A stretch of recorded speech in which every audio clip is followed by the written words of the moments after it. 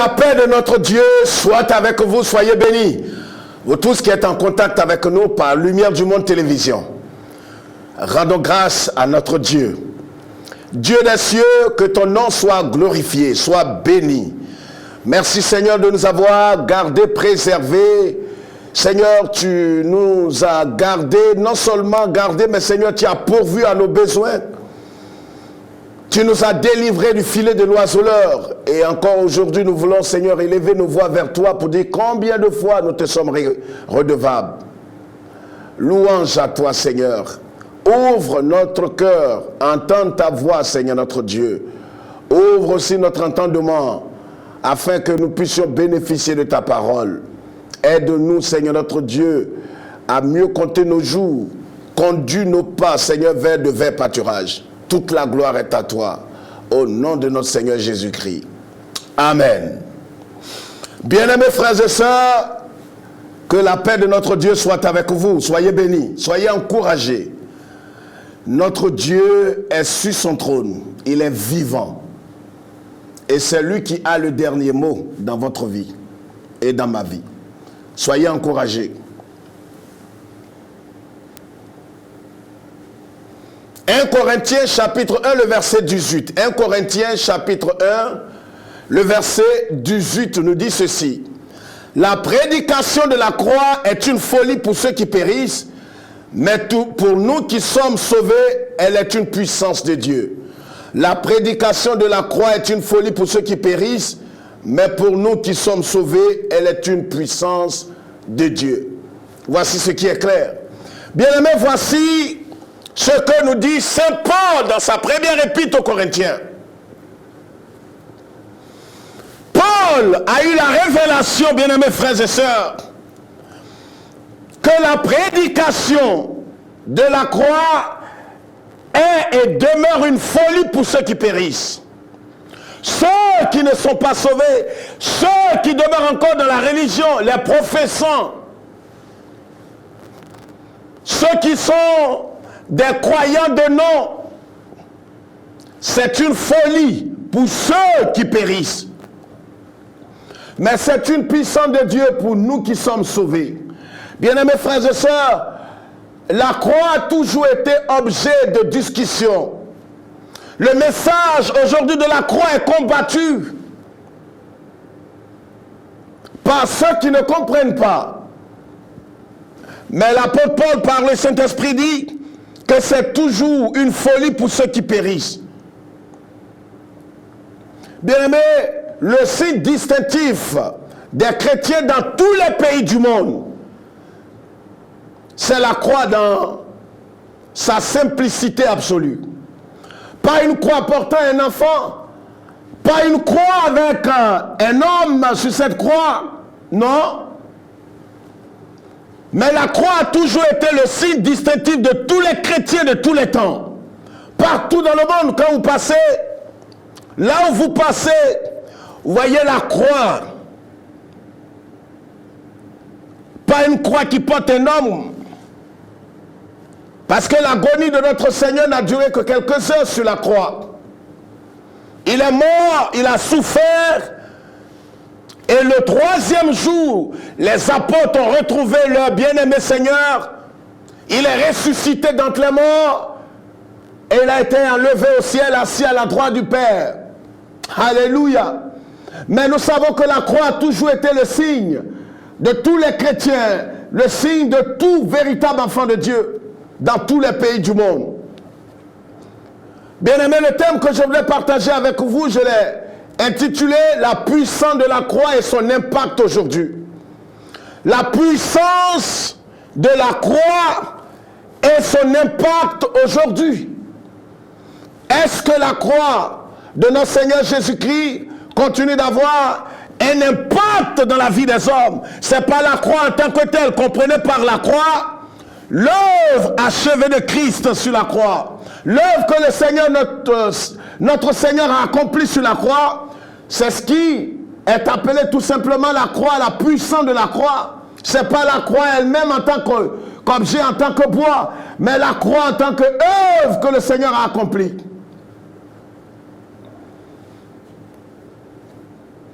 la puissance de la croix et son impact aujourd'hui. Est-ce que nous pouvons voir cela de façon claire aujourd'hui? Est-ce que l'œuvre achevée de Christ, la puissance de la croix a son impact aujourd'hui? Bien-aimés frères et sœurs, bien sûr que oui. Bien sûr que oui. L'œuvre de la croix continue d'avoir son impact dans la vie de tous ceux qui s'exposent au Seigneur, ceux qui croient au Seigneur Jésus-Christ, ceux qui réellement donnent leur vie au Seigneur Jésus-Christ, ceux dont 2 Corinthiens chapitre 5 verset 17 s'est accompli dans leur vie. La Bible dit, si quelqu'un est en Christ, il est une nouvelle création, les choses anciennes sont passées et toutes choses sont devenues nouvelles. Pas ceux qui ont fait la réforme de leur vie, pas ceux qui ont essayé de devenir chrétiens et qui font semblant d'être chrétiens, les chrétiens de nom. Ceux qu'on appelle les professants. Les professants, ils professent, mais leur cœur est éloigné du Seigneur, comme dit Tite chapitre 1, le verset 16. Ils confessent Dieu, mais leurs œuvres est abominable. Leur vie contredit la parole de Dieu. Je parle de ceux qui ont reçu Christ. La puissance de la croix a toujours un impact aujourd'hui, bien-aimés. Ce que nous devons savoir est que le diable ne voulait pas que Jésus meure sur la croix. Alléluia. Le diable n'a jamais voulu que le Seigneur Jésus meure sur la croix. Ça n'a jamais été son vœu. Il ne voulait pas que le Seigneur meure sur la croix. Parce que la croix est une puissance de Dieu.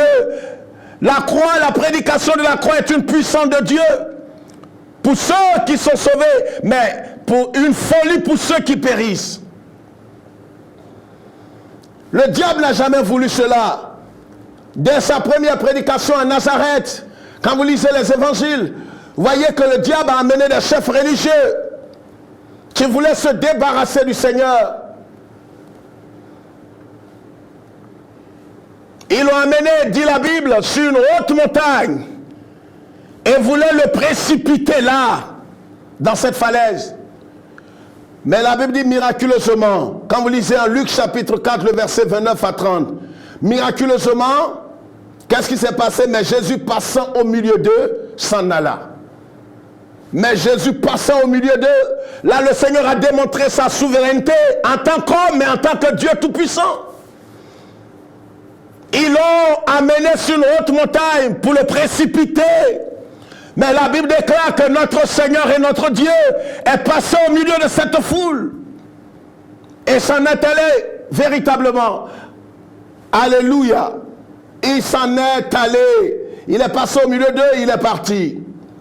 S'ils avaient réussi à précipiter le Seigneur Jésus, c'est fini, il serait mort comme un martyr, mais pas comme un homme qui est mort sur la croix pour le pardon de nos péchés. C'est que le salut n'aurait pas eu lieu. Si Jésus était mort comme un martyr, vous comprenez?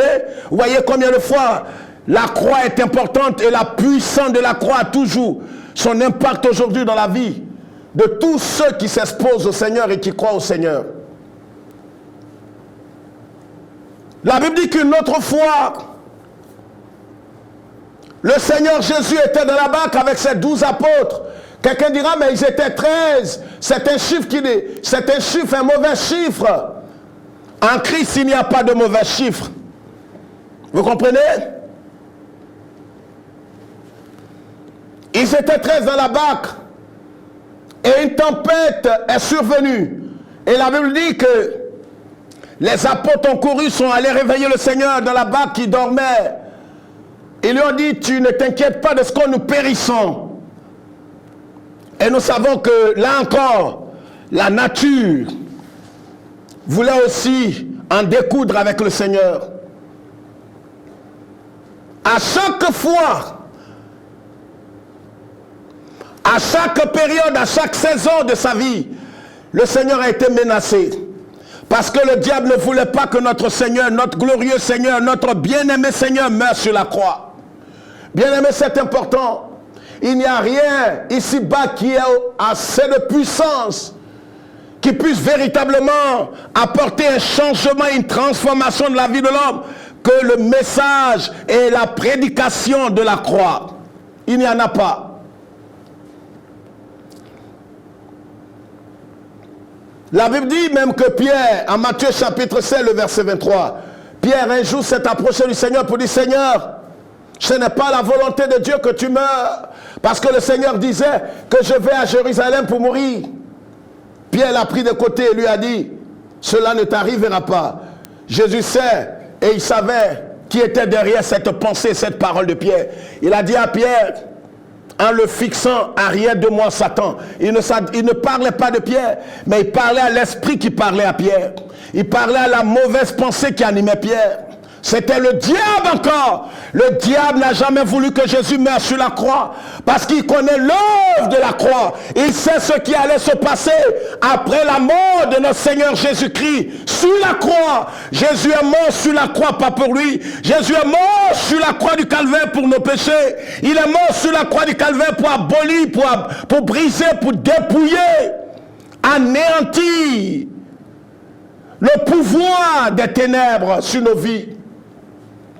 Pour nous communiquer la vie éternelle. Jésus est mort sur la croix pour satisfaire la justice de Dieu.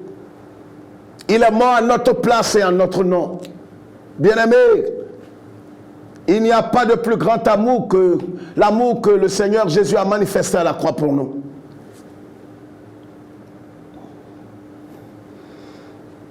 Je voulais parler de 3 retombées.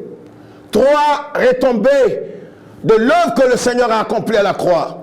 La première chose se trouve en Colossiens chapitre 2, le verset 14. Colossiens chapitre 2, le verset 14. La Bible dit, lisons à partir du verset 13. Vous qui étiez morts par vos offenses et par l'incirconcision de votre chair, et vous a rendu à la vie avec lui, en nous faisant grâce pour toutes nos offenses.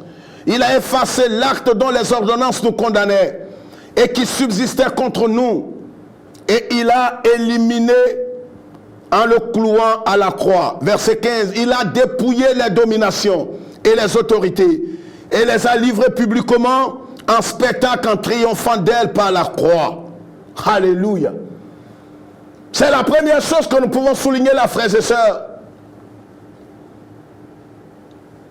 Avant de connaître la grâce de Dieu, avant que le Seigneur ne vienne et ne meure à la croix du calvaire, la Bible dit que tout homme était enchaîné, tout homme était esclave. La Bible dit qu'à tout son péché, en Romains chapitre 6, qu'à tout son péché sont privés de la gloire de Dieu. Nous étions tous vendus au péché, nous étions tous esclaves du péché. Donc avant la mort de notre Seigneur sur la croix, avant véritablement de connaître la grâce de Dieu et le pardon de nos péchés, nous étions tous condamnés. L'apôtre Jude le dit en Jude 4. Il le dit, certains dont la condamnation est écrite depuis longtemps. Et nous étions au nombre de ces personnes. Notre condamnation était écrite depuis longtemps. C'est pourquoi si tu n'as pas Jésus comme Seigneur et Sauveur de ta vie, tu peux avoir la religion, tu peux avoir le baptême, tu peux avoir le catholicisme, le protestantisme, l'évangélique, peu importe ta religion. Sache que ta condamnation était écrite depuis longtemps. Vous comprenez? C'est pourquoi nous ne cesserons jamais de bénir Dieu et de dire merci à notre Seigneur pour l'œuvre qu'il a accomplie à la croix du calvaire. Quelque chose s'est passé à la croix pour nous, frères. L'amour matérialisé de Dieu, l'amour manifesté de Dieu. Et la Bible dit, en Colossiens chapitre 2, que nous venons de lire, verset 14, jusqu'au verset 15, que le Seigneur a effacé l'acte dont les ordonnances nous condamnaient. L'acte dont les ordonnances nous condamnaient a été effacé par le Seigneur. En quoi faisant? En mourant à la croix du calvaire, le Seigneur a effacé l'acte dont les ordonnances te condamnaient. Bien-aimés frères et sœurs, c'est pourquoi aujourd'hui, nous ne devons plus vivre dans la peur, dans la crainte, dans la culpabilité. Je veux parler de tous ceux qui ont donné leur vie au Seigneur Jésus-Christ. Ceux qui ont placé leur confiance dans l'œuvre achevée de Christ. Arrêtez de vous balader, arrêtez de vous promener, arrêtez de vous sous-estimer, arrêtez de rentrer dans toutes sortes de psychologie. Si vous continuez d'avoir peur des démons, des sorciers, que sais-je encore, c'est une manière à vous de rendre nulle véritablement l'œuvre que le Seigneur a accomplie à la croix pour vous. C'est une manière de minimiser, c'est une manière d'assujettir, une manière de rejeter l'œuvre de la croix. La Bible dit Jésus en mourant, il a effacé l'acte dont les ordonnances le condamnaient. L'acte qui subsistait contre toi. La condamnation qui pesait sur toi, comme a dit Jude, en Jude 4. Cette condamnation a été effacée par le Seigneur Jésus-Christ. Ça, c'est une bonne nouvelle, frères et sœurs. Malheureusement, aujourd'hui, des milliers de chrétiens dans plusieurs nations continuent de s'agiter, continuent d'avoir peur, continuent de donner de l'argent à des hommes, des soi-disant prophètes et pasteurs. Pourquoi? Pour les protéger, pour faire une prière de protection. Si réellement vous avez donné votre vie à Jésus, arrêtez ce commerce immoral. L'acte dont les ordonnances nous condamnaient a été effacé par le sang de l'agneau. A été effacé par l'œuvre que le Seigneur a accomplie à la croix. Vous devez saisir cela par la foi. Ce n'est pas, vous n'avez pas besoin de sentir cela. Vous n'avez pas besoin d'avoir des frissons pour cela. Vous devez simplement recevoir cela par la foi. Restez dans le domaine de la foi. L'acte dont les ordonnances nous condamnaient, il a effacé cet acte. Et cet acte subsistait contre nous. Il a éliminé cela en le clouant à la croix du calvaire. Bien-aimés, ce que le Seigneur a accompli à la croix a son impact, a son importance encore aujourd'hui. La Bible est la parole de Dieu. La Bible ne contient pas la parole de Dieu. La Bible est la parole de Dieu. Nous croyons en cette parole. Elle est irréversible. Elle est irrévocable. Elle est immuable, la parole de Dieu. Mettez votre confiance dans le Seigneur Jésus-Christ. La Bible dit en Hébreux chapitre 13 qu'il est le même hier, aujourd'hui et éternellement. Il ne change pas, notre Seigneur. Il ne change pas. Ce qu'il a accompli à la croix du calvaire a son importance encore aujourd'hui. Vous devez continuer de croire en la capacité de l'œuvre que le Seigneur a accomplie. Aujourd'hui, plusieurs sont troublés. Vous devez savoir que premièrement, l'acte de condamnation a été cloué à la croix. C'est la première chose que je voulais souligner. J'aime cette parole parce que moi aussi j'étais condamné. Parce que moi aussi je vivais sous la condamnation des démons, la condamnation des mystiques, la condamnation du péché. J'étais condamné comme dit Jude. Mais le jour que j'ai donné ma vie au Seigneur Jésus-Christ, il y a eu quelque chose de sublime et de glorieux dans ma vie. La Bible dit que l'acte dont les ordonnances nous condamnaient a été complètement effacé. Vous devez croire cela. C'est la parole de Dieu pour nos frères. Il n'y a pas mieux que cela. Il n'y a pas mieux que cela, frères et sœurs.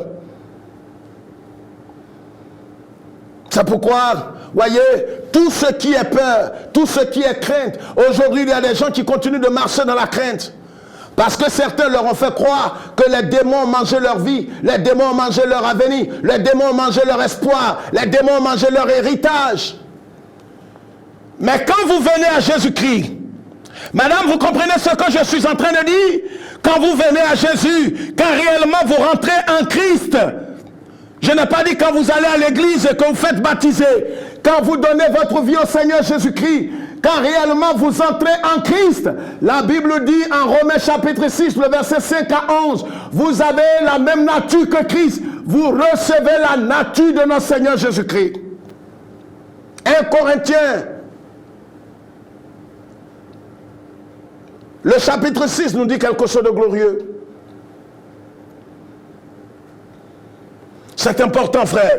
Nous avons été rachetés à un grand prix. Nous ne nous appartenons plus. Et nous sommes devenus un seul esprit avec Christ. C'est important, frère, de comprendre cela. Pour quitter la culpabilité, la crainte.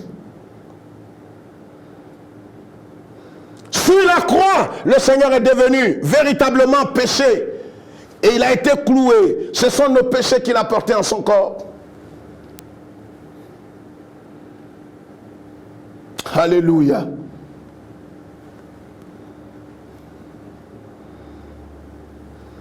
Nous ne devons plus nous laisser entraîner par les accusations des démons. Nous ne devons plus laisser le diable nous accuser de notre passé. Voici ce qui fait courir plus d'une personne. Si vous venez à Christ et que réellement vous vous êtes repenti de tout péché que vous savez, ne laissez plus le diable vous accuser. Vous comprenez? La Bible dit que le Seigneur Jésus, par son sang et par sa mort à la croix, a effacé l'acte dont les ordonnances nous condamnaient. C'est important de savoir cela. Donc il n'y a plus de condamnation. C'est pourquoi en Romains chapitre 8, le verset 1er, l'apôtre Paul dit, il n'y a plus de condamnation pour ceux qui sont en Jésus-Christ. Pas ceux qui vont à l'église, pas les protestants et les évangéliques, pas ceux qui sont baptisés et qui parlent en langue, mais ceux qui sont en Christ. Vous voyez, l'œuvre de la puissance de Christ aujourd'hui, l'œuvre de la puissance de la croix encore aujourd'hui, la croix fait toujours son œuvre encore aujourd'hui dans nos vies. La puissance de la croix agit encore aujourd'hui. Son impact est palpable dans la vie de tous ceux qui s'exposent au Seigneur. C'est pourquoi si réellement vous avez donné votre vie au Seigneur, le problème que nous avons aujourd'hui dans l'église de Dieu depuis des décennies et des décennies, pour ne pas dire des centenaires, beaucoup prétendent avoir reçu Jésus, mais c'est du bout des lèvres. Ils n'ont jamais reçu Jésus comme Seigneur et Sauveur de leur vie. Ce sont ceux qu'on appelle des professants. C'est ceux qu'on appelle des gens qui véritablement sont des chrétiens de nom. Si réellement vous avez cru au Seigneur, la condamnation qui était sur votre vie, même si vos grands-pères, arrière-grands-pères étaient des sorciers patentés, mais sachez que dès que vous rentrez en Christ, toutes les malédictions sont anéanties. C'est la Bible qui le dit. La condamnation qui pesait sur vous a été anéantie. Malheureusement, aujourd'hui, des gens mal affermis traumatisent certains avec leur enseignement. Pourquoi? Pour de l'argent, certainement. Pour d'autres. Si vous continuez de croire que les démons ont pouvoir sur vous, dès l'instant où vous venez à Jésus, et qu'il y a des malédictions qui subsistent dans votre vie, ça n'engage que vous. La Bible me dit que dès le jour où j'ai donné ma vie au Seigneur Jésus-Christ, la condamnation qui pesait sur moi a été annulée, a été ôtée par le sang de l'agneau. C'est important de savoir cela. Ce qui fait aujourd'hui que des gens se promènent de camp de prière en camp de prière, de nation en nation, à la recherche d'un bishop ou d'un demi-dieu ou d'un patriarche éclairé, illuminé, qui va les protéger, qui va les délivrer, simplement en versant de l'huile d'olive sur leur tête. Non, soyons sérieux. Le sang de Jésus a plus de valeur que cette comédie. Si vous mettez votre confiance dans l'œuvre achevée de Christ, vous aurez cette paix intérieure. La première chose que vous devez savoir, c'était cela, que véritablement, l'acte de condamnation qui pesait sur nous a été cloué à la croix du calvaire. La deuxième chose que vous devez savoir, c'est que la croix est un triomphe sur nos ennemis. La Bible dit en Genèse chapitre 2, le verset 15, « La postérité de la femme t'écrasera la tête et tu lui blesseras le talon. » La postérité de la femme t'écrasera la tête. Bien-aimé, la croix est un triomphe sur nos ennemis. Quand je parle de nos ennemis, je ne parle pas des hommes. Comme certains l'ont développé ces dernières années en parlant de la mort de leurs ennemis physiques. Mais l'homme physique n'est pas ton ennemi. C'est le diable. La Bible dit dans Ephésiens 6, nous n'avons pas à lutter contre la chair et le sang, mais contre les principautés. Bien-aimés frères et sœurs, la croix est un triomphe sur nos ennemis. Les démons, les pouvoirs ténébreux, les dominations, les principautés, les esprits méchants.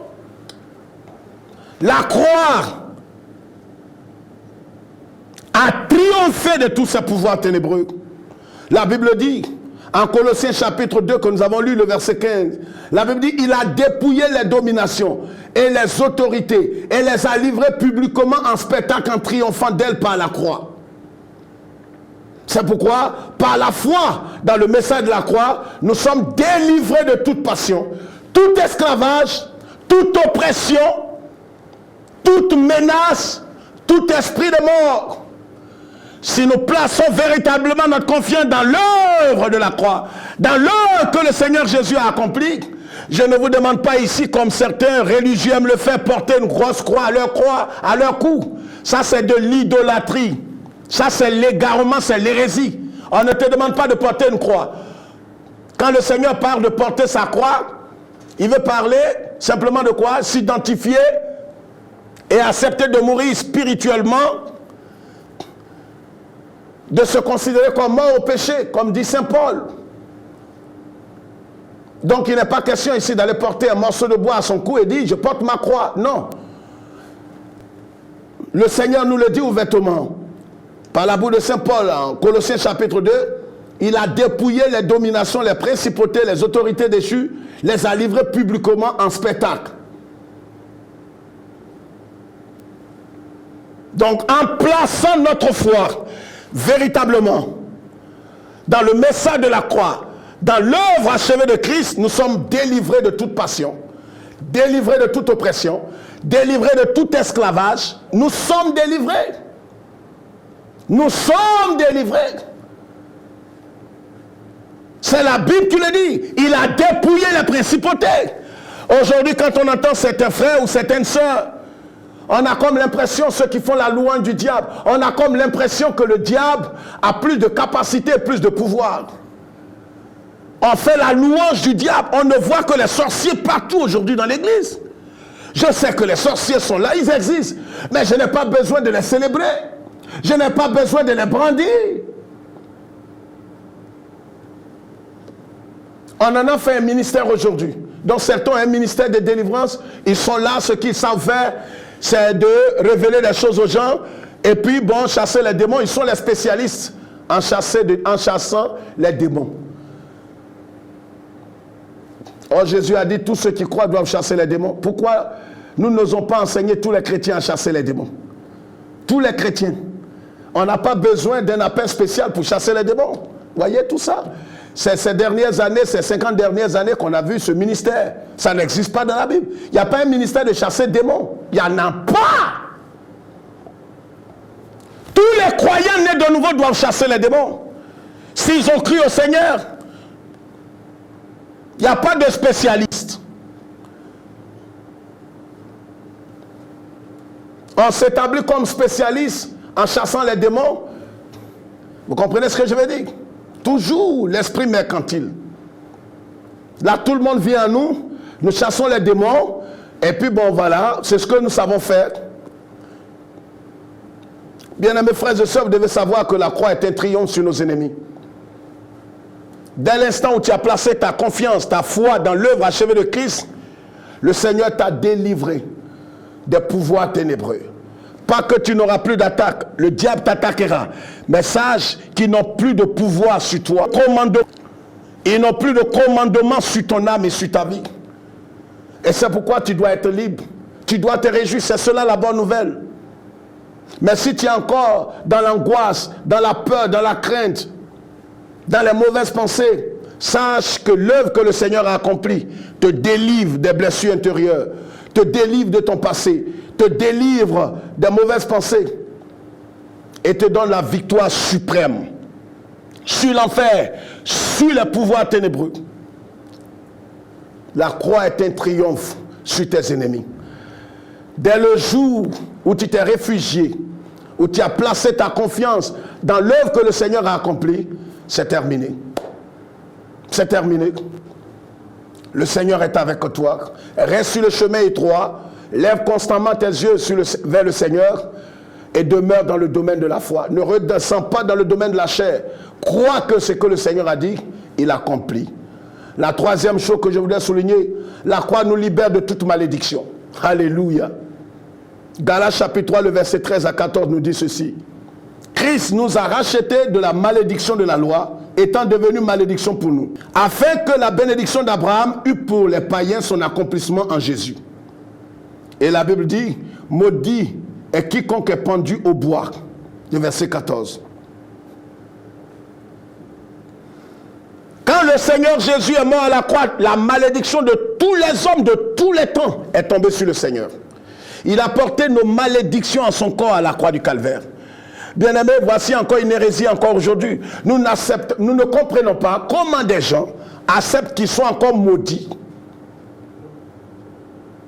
Et ils se promènent de nation en nation à la recherche d'un prophète illuminé qui va les délivrer de la malédiction. Or, la Bible dit, toujours en Romains chapitre 8 et en Galates chapitre 3, que le Seigneur Jésus nous a rachetés de la malédiction. Ou on accepte cette parole, ou on la rejette. Le Seigneur nous a rachetés de la malédiction de la loi.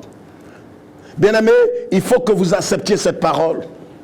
La puissance de la croix a encore son impact encore aujourd'hui. Si vous avez réellement cru au Seigneur Jésus, croyez que cette parole aussi s'accomplit dans votre vie. Et que le Seigneur, véritablement dans votre vie, vous a racheté de la malédiction. Toutes les malédictions qui subsistaient, sachez que le Seigneur a porté cela en son corps sur la croix du Calvaire. Acceptez encore aujourd'hui que je suis maudit. C'est une hérésie. Je n'accepte pas que je suis maudit parce que le Seigneur a porté toutes ces choses à la croix du Calvaire. Et c'est pour cela, quand il portait nos malédictions, le Seigneur, le Père s'est détourné de lui, un temps. Et toutes les malédictions des hommes étaient tombées sur notre Seigneur. Alléluia. Malheureusement aujourd'hui, ceux qui ne croient pas cette parole continuent de se promener, continuent de nourrir des soi-disant chefs religieux qui auraient un certain pouvoir d'enlever la malédiction dans leur vie. Tu vas nourrir des milliers de personnes. Et c'est grâce à vous que ces faux prophètes existent et sont grands et réplés. Pourquoi ne voulez-vous pas croire simplement la simplicité de l'évangile? Il n'y a aucune malédiction pour ceux qui sont en Christ. C'est réellement, vous êtes repentis, vous avez réellement donné votre vie au Seigneur Jésus, si vous n'êtes pas juste un professant, comme les gens de Matthieu 7, 21. Ils ont fait semblant de connaître Christ, ils ont fait semblant de recevoir Jésus. Mais Jésus dit, je connais ceux qui m'appartiennent. Si réellement Jésus les connaissait, au dernier jour, il n'en est pas dit, je ne vous ai jamais connus. Ils n'ont jamais été de Christ. Vous comprenez? Si réellement vous avez donné votre vie au Seigneur Jésus, le Seigneur a annulé toute malédiction dans votre vie et dans votre existence. Et vous devez bénir Dieu pour cela. Bien-aimés, voici 3 choses que je voulais souligner aujourd'hui. Pour dire tout simplement que le Seigneur, notre Dieu, est capable de tout. Premièrement, le Seigneur, qu'est-ce qu'il a fait? L'acte de condamnation qui pesait sur nous a été brisé. La deuxième chose, la croix est un triomphe sur nos ennemis. Et la troisième chose, la croix nous libère de toute malédiction. L'œuvre que le Seigneur a accomplie à la croix nous libère de toute malédiction. Si nous plaçons notre confiance dans cette œuvre, nous plaçons notre confiance en Jésus-Christ et dans l'œuvre qu'il a accomplie, toute malédiction s'écroule au-dedans de nous. N'acceptez plus que vous êtes maudits. Vous n'êtes pas maudits, vous êtes en Christ. On ne peut pas être en Christ et encore être maudit. Ce n'est pas possible. Bien-aimés frères et sœurs, que le Seigneur vous bénisse. Soyez encouragés et fortifiés. Ressaisissez-vous. Arrêtez de permettre au diable de vous accuser constamment. Arrêtez d'accepter l'hérésie dans votre vie et d'être troublé. Je connais le témoignage d'une personne qui a voulu mettre fin à ses jours parce que depuis des années, il a couru dans tous les camps de prière à la recherche d'un homme de Dieu qui va certainement le délivrer de toute malédiction. Parce qu'on lui a dit partout il passe qu'il est maudit. Vous voyez aujourd'hui? Et un chef religieux, un homme s'est suicidé comme ça dans une nation tout dernièrement. Pourquoi? Parce qu'on lui a dit que la malédiction qui est sur lui ne sera jamais ôtée. Et il s'est suicidé. Un chrétien, en Diémé. et un chef religieux, il était pasteur. D'autres pasteurs, d'autres prophètes des nations et des patriarches lui ont fait croire que la malédiction qu'il transporte ne sera jamais ôtée et qu'il est maudit à jamais.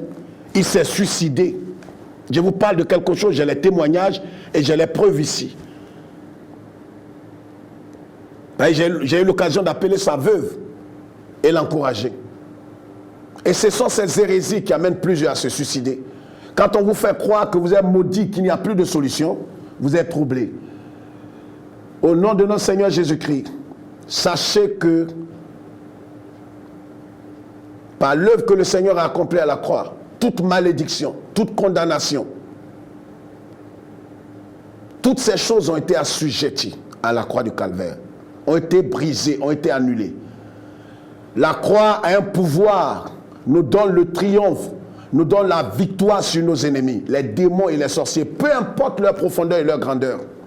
Peu importe les différents démons que vos gens vous citent, les démons, les esprits humains, les esprits des eaux, peu importe leur nom. Dès l'instant où vous avez Christ, vous êtes libérés de toute leur puissance et leur pouvoir. Ne craignez plus, vous êtes en Christ. Réjouissez-vous et bénissez le Seigneur. Que Dieu vous bénisse. Soyez encouragés. Si après ce message, vous voulez parler avec une personne, vous pouvez nous appeler. Continuez de prier pour Lumière du Monde Télévision et pour les orateurs. Soyez fortifiés, encouragés. Que Dieu bénisse Israël. Shalom.